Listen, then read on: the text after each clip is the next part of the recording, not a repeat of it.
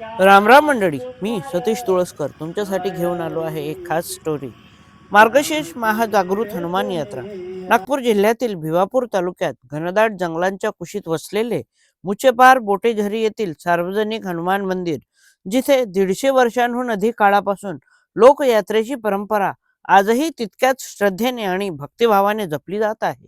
हे देवस्थान केवळ एक मंदिर नाही, तर इतिहासाची साक्ष देणारे स्वयंभू आणि जागृत देवस्थान आहे. उमरेड शहरापासून अवघ्या 20 किलोमीटर अंतरावर भिवापूर तालुक्याच्या हद्दीत मौजा बोटेझरीच्या जंगलात एक तेजस्वी, भव्य आणि दिव्य स्वयंभू मारुती मूर्ती आजही भक्तांच्या श्रद्धेला बळ देत उभी आहे.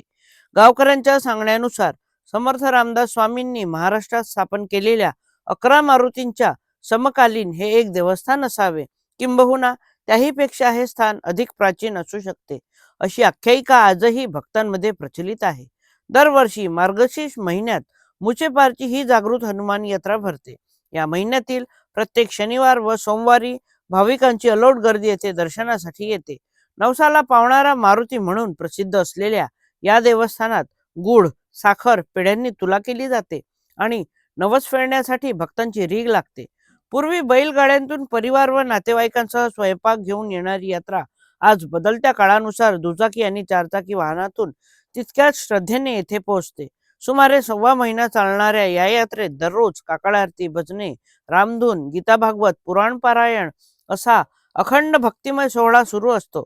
यात्रेच्या समारोप प्रसंगी गोपाल काला कीर्तन आणि भव्य महाप्रसादाचे आयोजन इथे केले जाते, अशी माहिती मंदिर समितीचे सचिव गब्बर रेवतकर यांनी दिली.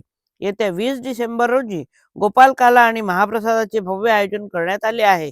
विदर्भातूनच नव्हे तर महाराष्ट्राबाहेरूनही हजारो लाखो श्रद्धाळू या जागृत हनुमानाच्या चरणी नतमस्तक होण्यासाठी येथे येतात.